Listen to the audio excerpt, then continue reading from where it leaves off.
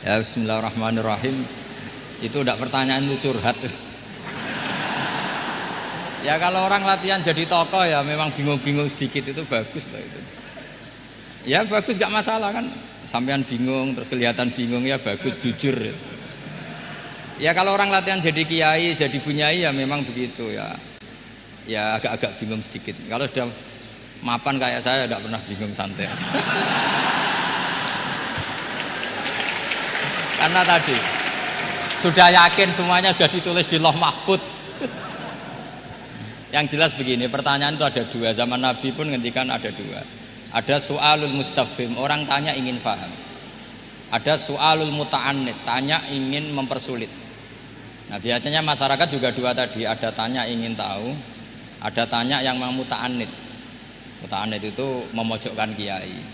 Ya, saya pikir ini sudah dosen pasti tahu gelagatnya orang ini muta'annid apa mustafhim, memang benar-benar tanya apa mempersulit. Misalnya kita ketemu orang fasik ya ada dua, ada yang lugu apa ada yang enggak. Kalau yang lugu tanya caranya tobat, yang memang ingin tobat. Kalau yang enggak ya memang hanya muta'annid.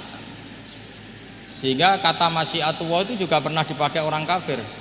Wa qala alladziina asyraku law sya'allahu ma asyrakna. Kata orang-orang musyrik, kalau kita dikehendaki Allah juga tidak melakukan musyrik.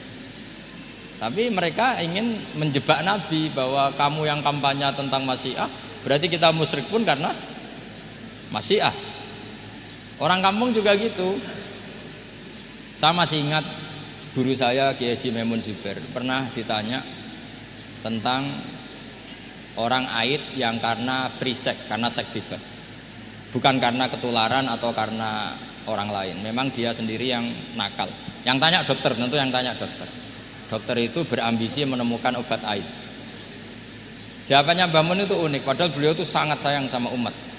Jawabannya beliau gini, dok, sesuatu yang menjadi hukuman Allah supaya orang mau kembali tobat, ya Allah diberi hak. Intinya kan mesti misalnya ada orang hidupnya boros, kemudian punya utang banyak, dia agak dipercaya masyarakat. Terus kamu ditanya solusinya gimana? Ya gak perlu ada solusi. Itu memang hukumannya orang yang salah. Biar roh rasane lahum fid dunya khizyun, ada unsur kehinaan. Ada orang selingkuh dikucilkan masyarakat. Terus tanya kamu gimana caranya nggak dikucilkan? Ya Allah diberi hak untuk memberi hukuman. Begitu juga penyakit-penyakit yang karena kesalahan manusia. Allah harus kita beri hak untuk memberi apa? Hukuman. Meskipun berkali-kali kita memberi pintu apa? Tobat. Nah, biasanya juga gitu, orang belajar itu wajib gak? Kan wajib. Masyarakat tuh gak mau belajar tentang agama. Kemudian karena gak belajar, setiap ada masalah agama dia tidak bisa. Terus galau. Ya Allah beri hak memberi sanksi orang yang gak mau belajar itu kan membawa kebodohan. Kebodohan itu mesti zulumat, mesti kegelapan. Kegelapan menjadi kegalauan. Jadi misalnya ada mbak-mbak kok sampai perawan tua agak nikah, atau kangkang sampai jaka tua agak nikah, tanya saya, Gus caranya nikah gimana? Itu keangkuhan kamu, wis ra ganteng pilih-pilih. Mesti harus gitu jawabnya. Karena memang yang menyebabkan itu adalah keangkuhan. Wis ngerti elek ora Gus, ora anak wong sugih, njuk wong ayu. Lalu gak payu rabi itu karena keangkuhan apa karena apa coba? Nah itu zaman Nabi sudah gitu ya, ada su'alu mustafimin, ada su'alu muta'annidin. Terus ada beberapa masalah yang sebetulnya itu hukuman Allah. Saya itu merasa kaya, bahkan mungkin kategorinya kaya sekali, bukan karena materi saya banyak, enggak. Saya ini pengagum hadis atau riwayat lah, kalau kamu nggak percaya itu hadis, karena muttorib. Wa'mal li akhiratika ka'annaka tamutu apa?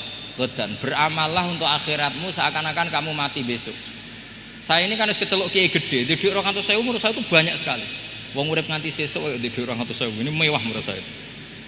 Sampean kan enggak, ora kiai, goblok, bayangno urip nganti 10 tahun ke depan. Duit 2 juta ya kurang, 10 juta ya kurang. Padahal konsep kita itu kata Rasulullah atau kata ulama lah yang jelas itu. Ngamallah untuk akhiratmu seakan-akan mati besok. Maka hidup saya itu tenang sekali. Cara di masalah misalnya saya suatu saat sampean bully. Paling pikiranku dibully masyarakat, sesuk wis mati, sesuk wis bar. Sesok kok ijek urip, bayangno sesok meneh, sehingga aku nganggep punya masalah hanya sehari. Kamu kan nggak bayangkan hidup itu panjang, sehingga yang merasa miskin terus, sehingga kadang merasa istrinya kok ini terus padahal masih panjang. Jadi kalau kamu pakai konsep ulama tadi, wa'mal li akhiratika ka'annaka tamutu ghadan, beramalah untuk akhiratmu seakan-akan kamu itu mati besok. Sehingga yang saya asik ya kalau sholat itu saya asik, ngajar asik, karena ini untuk bekal mati. Kalau uang betul, tanyakan istri saya punya uang 200.000 itu anggap banyak sekali. Uang urip nganti sesuk ada duit 200.000 itu mewah betul ya. Terus kemudian ada orang galau, uang 10 juta ke orang 20. Kegalauan ini adalah dia salah persepsi, nganggap urip itu panjang. Ini wayul hihimul amal, orang yang dibuai oleh angan-angan. Nah ini melebu alhaqumut takatsur hatta zurtumul maqabir. Ya Bu dosen yang rasa mahasiswa ya, atau mahasiswa yang rasa dosen tadi kata MC. Ini enggak gitu, keliru MC. Dosen yang rasa bunyai. Jadi lebih keren. Dosen yang apa? Rasa bunyai. Ya saya kira demikian. Assalamualaikum warahmatullahi wabarakatuh.